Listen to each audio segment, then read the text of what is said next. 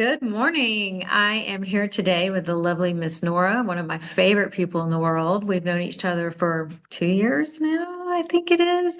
We've both been incredibly active in the in-workplace abuse space, but I'm not here to talk about that as much as I am to talk about you and your new product that you're building out, Aria Journal. It sounds very, very exciting, and you're working with some incredible partners.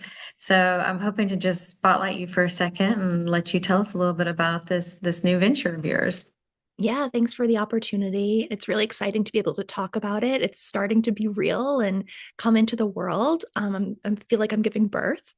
But what's really exciting is that after a long journey of working with employers who are insensitive to the needs of their employees, and also employers who are sensitive to the needs, and they know and they speak the language, and Hmm. they're just purposely, intentionally not doing the things that they say that they should be doing. Yeah. Um, that that's what really got to me. I was like, okay, people know and agree that this is a problem, that there's a right way to be Hmm. doing things, and we're not doing it that way. And Right. what's the catch? Is it, do they think that they are going to lose money if they spend time on the needs of their employees? So, what I started doing, and just to give everyone a little bit of background, I have a master's in applied psychology from USC. I worked at Deloitte Consulting, focused on leadership strategy and building Leadership 2.0, which is under my mentor, Erin Clark, a really heart centered way to approach leadership. And I think that what I found was that a lot of people care about leadership and relationships and relational communication and doing it properly. And they don't feel empowered or resourced by the organization, which feels like this big, nameless shadow instead of Yeah. just a human being that they report to. So I started thinking about how can we use AI to bolster the claims of employees and really think about, um, not just do I subjectively think that I need this, but does AI, from an objective point of view, measure what is needed, what is missing from a team, where the motivating factors are that aren't being invested in to create higher performance, higher output, and all of the money words that employers love. Oh yes. No, no, no. So important. That's why we talk a lot about the financial impact because it definitely seems to change the dynamic. But you're also working with some pretty interesting partners. Do you want to tell us a little bit about that? Yeah, so I am super lucky to volunteer with the American Red Cross. I am the volunteer partner to a woman named Emily Wilson, who runs leadership for disaster services. And together, we've been building out what an AI system could look like for the Red Cross. So they're actually going to be our first pilot partner. It's really exciting. I have, you know, there's a lot of leadership needs in every organization, but especially at the Red Cross, it's really crucial to have a pipeline of supervisor level folks who are ready to deploy at the um, at the start of Above the a pandemic. hat. Yeah. Right. Drop of a hat, we don't know. So there has to be a constant pipeline of people available and trained and ready to support their teams. Of course. And so I was also interested in that, but then who is building this? So you want to tell us a little bit about that too? Yeah, so I went to high school with a guy named Darnell Nance, who's our CEO. He and I have been friends since fourth grade. Wow. And although we didn't stay super close or in touch, we've reconnected a few times on work projects, and we just so happen to be interested at the same time. So this is his third app that he's working on. I'm building the science and the psychology strategy and the formulas for it. And then we have a firm out in the Ukraine that is doing the development for the MVP. And what's really exciting about that is that because it's just the two of us, we've been able to be really conscious about who we employ, what we invest in, and we really wanted to work with.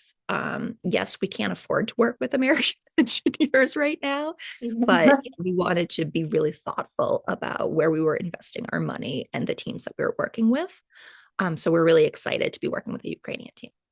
Awesome. And probably also why you're a co-signer on the Workplace Psychological Safety Act, as am I. And so really love that you're partnered there. And so we talk a lot about like the changing work of like bullying and how people are now saying this out loud and pushing into spaces and accountability. So how do you feel like this app that you're creating might specifically help people who are hurting out there right now and are looking for resources? Yeah, and just to be really clear, I am almost like imposter syndrome when it comes to employee work abuse because I feel uncomfortable with the word bullying.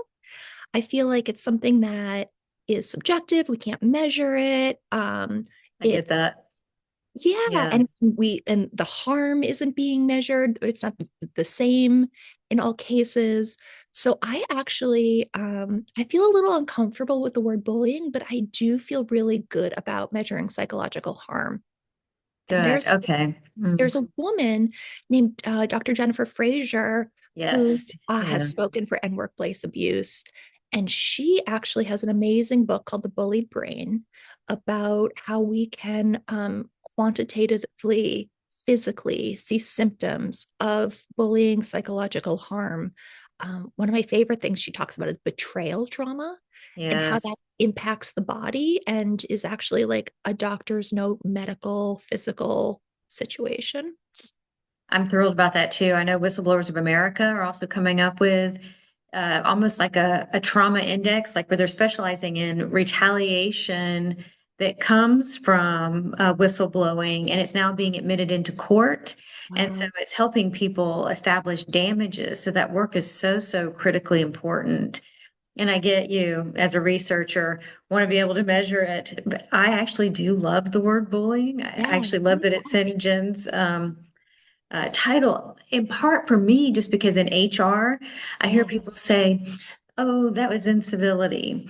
But I'm like, well, if somebody commits suicide because of trust, it's like, I'm trying to find, and maybe that's not like the perfect word, right? But I also just feel like what has like the emotional weight to me of that. But you're 100% right that at the end of the day, it's in the best interest of the individual who's experiencing whatever this awful thing is to be able to measure it, to be able to document it in order to really be able to create language around what they're experiencing and find some form of protection, either from a doctor or from a lawyer who will probably need that doctor.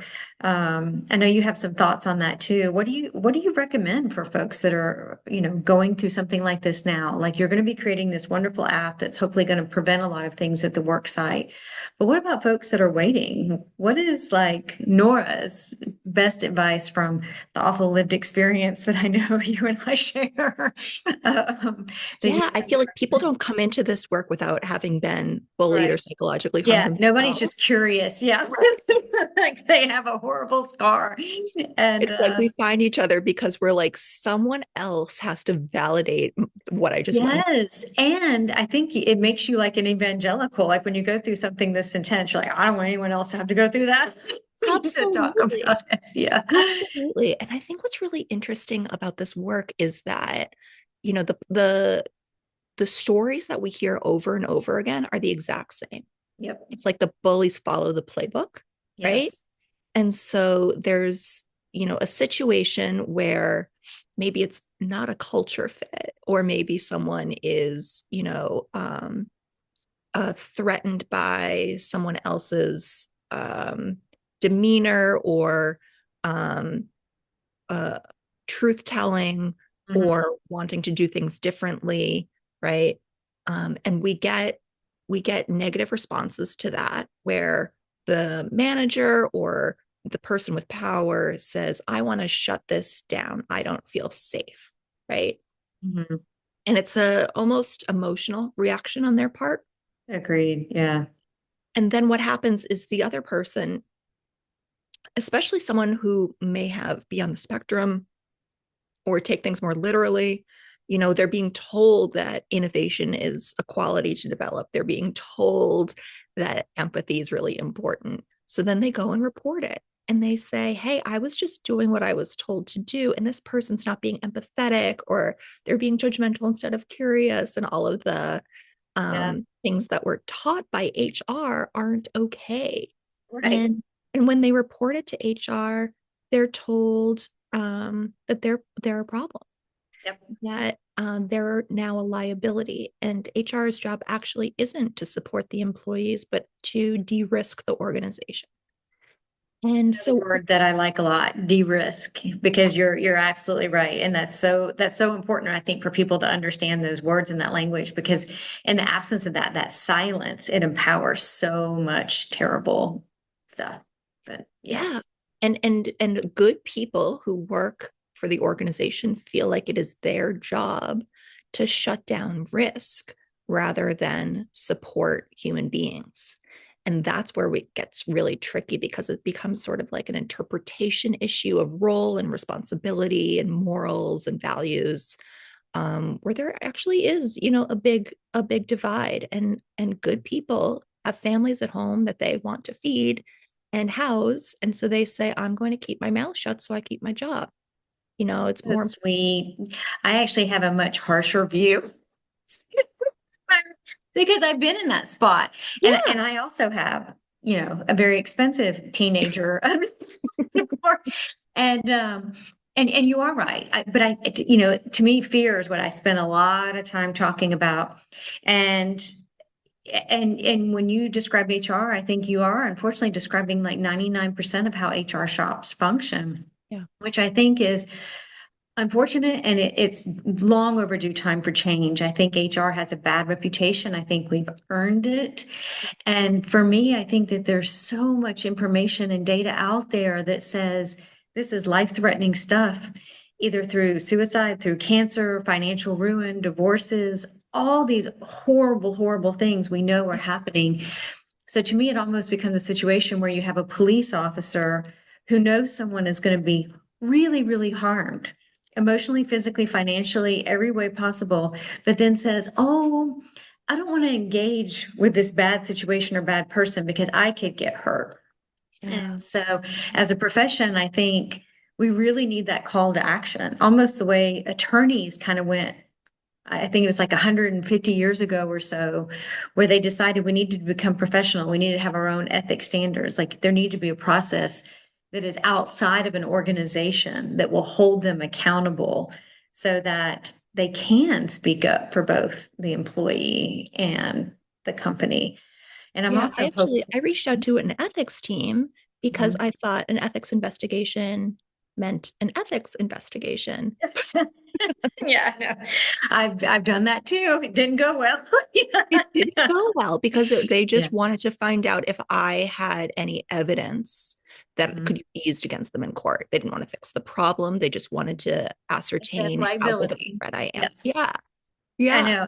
And then my other favorite, which is pretty much guaranteed by the playbook, is if they assess that something actually is wrong and that you do have evidence and that you can back it up. The remedies is where we like to solve. And so a lot of times you'll see an investigation, usually done by an attorney. So they keep everything under privileged, it's confidential, nothing can get out. A complaint will never see that investigation. It gets handed over to another law firm to do recommendations and conclusions. And they'll say, oh, we may have found something, but they're going to minimize it as much as possible. And then therefore the remedy will also be minimized because they don't want to ever say that they did something wrong because the damages could potentially go up. And so that's why we see things like executives who've terrorized people, destroyed careers for decades in my particular case. And they're like, we're going to give them an executive coach, which Right. which has never been known to treat narcissism. Actually, I don't think anything actually can treat narcissism. And so, therefore, you now have a process that's emboldened a bad actor, and it definitely does not make life easier or better, or fix the culture, or make good people want to stay. Uh, Right. Right. And I think, I've tried to approach it from a few different angles. I tried to approach it from, designing the culture I've tried to look at it from employee experience. I've tried to Yeah. look at it from leadership strategy. I've tried to look at it from executive coaching. And I thought, well, maybe if I'm that person that they hire to work with a narcissist, then, one on one, I can really break through to what this person's vulnerabilities are. And then I thought, well, how the hell do we scale this? Yeah. Right? Because if we have a company paying for executive coaching for one person, what's really nice about that is it's tailored, it's customized, Mhm. it really works on a private level where people are hurting, and yet it's not scalable and it's expensive. It So is. that's why we created the AI system, so that people have a private one-on-one coach, and all of the really what's harming them outside of work, what they're bringing in terms of their baggage, is not being measured against them, but is being quantified so that their performance is out of what they can actually be giving at the moment, instead of what, a person with a perfect life could be giving. And then on top of that, we also measure different relational communication factors within each. So, email, Zoom call. If we had Aria Journal on right now, it would be listening to this, and it might be, not nudging me to be different, but letting me know afterwards, hey, um, it's at the end of the week, at the end of the month, I'm getting reports on what I can work on. And so Nice. it's not the details, but it's the pattern that it's measuring. And it's less of a threat. It's not, you're doing something wrong, you're going to get dinged. It's just sort of, hey, here's something that has become a pattern, and let's work on Wow, you were so much nicer than me. it. I don't need you. But I love that you touch upon something too, because I do think this is really critical that I talk to HR folks about as well, is you have to establish that good rapport with the top. If you're ever going to effectively advocate for employees, there has to be two-way safe communication. One, employees have to be able to come to you and know that you're really going to protect them and really going to keep their secrets and do things that won't now, we're not going to create issues for them. But at the same time, too, it is so lonely in these higher positions. Yeah. And they are under a lot of pressure. They don't want to make mistakes. And what I have found in my own experience is that a lot of times when you have a bully executive or like that, brilliant jerk, that highly prized person, CEO always knows about it. And a lot of times it's fear. They're afraid if I confront this person, they'll quit. We'll lose revenue. We'll lose some engineering program. We'll lose connections. We'll lose something that they perceive as really valuable to the organization, because they're not just usually letting them do it for fun. They're weighing a cost there, and Or they so. know that that person's a jerk and they know where the bodies are buried, and they don't want to see Exactly. it. And a lot of times they're more afraid of the bully executive who will fight back, who will go public, who will sue, which is way more than what a lot of us will do, where we don't want to challenge because the power dynamic's not in our favor. And this usually bullies just get more emboldened with time. And so building on that fear, have you seen anything like that? I know it's just kind of a pilot project, but I would love are there ways to specifically help an executive who may be listening right now saying, hey, I know I've got this nightmare. I don't want to stick my hand in a blender. Like, how could Nora and her amazing journal help them in that situation? Yeah, for sure. And first, I would say to that person, you are not alone.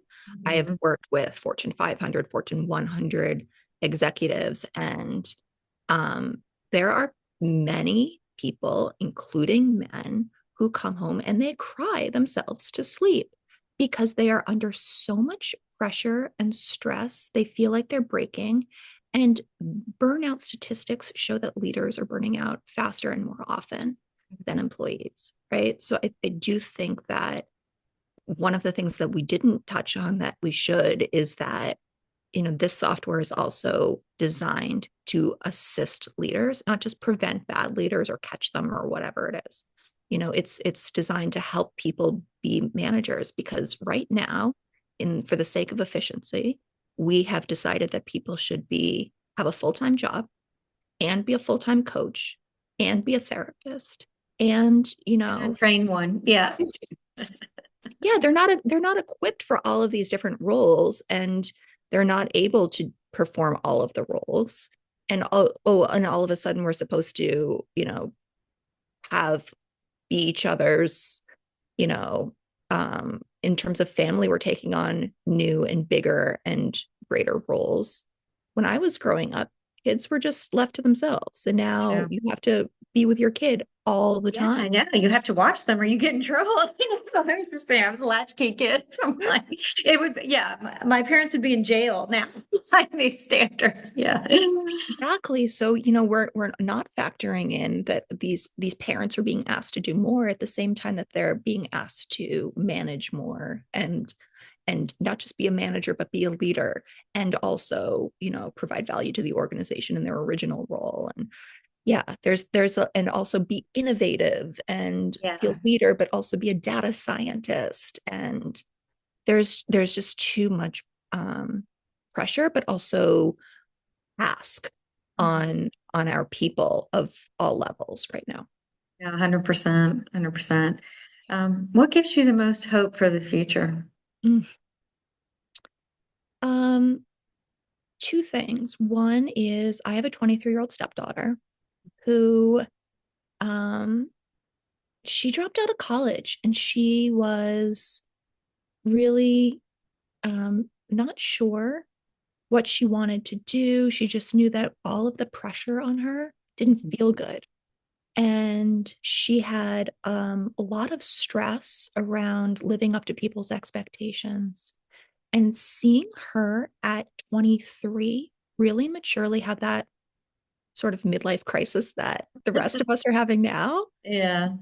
it's she's like thinking about her health and thinking about her happiness, and knowing, trusting that, the universe will provide, and she'll be fine. She just has to be healthy and happy, and then everything else will fall into place. And watching her go through that journey, I think, has been really beautiful, because I see people at the end of their careers having that journey now. Yeah. No, it's far better to have it young. I can attest to that. Yeah. No, Gen Z gives me enormous hope too. They don't put up with all the stuff that No, I grew up putting up with. And I think that, Wayne College in particular, like there's so many poor kids out there with $100,000 in student loans working at Starbucks. exactly. And, I don't know if they're ever really going to get that money back. Like, who knows what's going to be happening now? But there's just so much turmoil, a lot of exploitation. And it's a really, really difficult environment. So I'm glad to see someone out there. So we need to push back on this a little bit. For sure. And then I think the other thing is just seeing how Gen Z is really um they don't believe in borders or, official lines. They don't Mhm. believe in hierarchy. They don't believe in separation. For them, everyone and everything is part of their world. Yeah. And there's pros and cons to that. But I think what's really beautiful about that is that, um, you know, the divide and conquer phrase, Hmm. right? Without division, it's a lot harder to conquer an entire generation. Yeah, that's a great point. All right, where can folks find you? Oh, people can find me at Nora at ariajournal.com. I have a Substack and have been doing a lot more writing than posting. So it would be great for my motivation to actually start posting on that. But also at End Workplace Abuse, I am helping to coordinate the media strategy and make sure that our blog and YouTube and podcast and everything is all going in the same direction. So if you have media inquiries or ideas for collaboration, would love to hear from you as well. Perfect. And then also on the Fair Path Project under my favorites, we have a link to your site too, of course. But no, thank you. You're a breath of fresh air and a ray of sunshine, and with so much going on. So I really appreciate your time. Yeah, absolutely. I'm super thankful for the opportunity. I'm super thankful that you are doing this project and able to to showcase all of the people who are doing similar work. You know, there's so many of us, and it just feels like we're in a silo until we meet each other. 100%. And it's really heartening to see how many people like you who are starting these great businesses who aren't only going to be good bosses, good people, good humans, the type of people you want to work with, who you want to work for, but you're just changing the world of work. And I think, getting more and more awareness around that, hopefully will bring a little light in someone's day and help push us forward. I do think we are going to be trending in a space where workers are going to be much better taken care of than they are today. Yeah, I always say that right now humans serve organizations, and the way it should be is that organizations serve humans. Yeah, that's not the first time I've heard that. I've heard, kind of like the way where we had like the industrial age, the information age, and now we're entering into an age of human potential. Because if you think about it, everything a company offers now, we're not in the widget space so much. It's Right. the ideas, the ingenuity, it's what you get out of these living, breathing human beings and treating them as the resource that they are, and not just like, a cost center or an expense Right. to be contained. And so, Totally. so much more work to do. But thank you so much, Nora. Thank you so much. I appreciate it.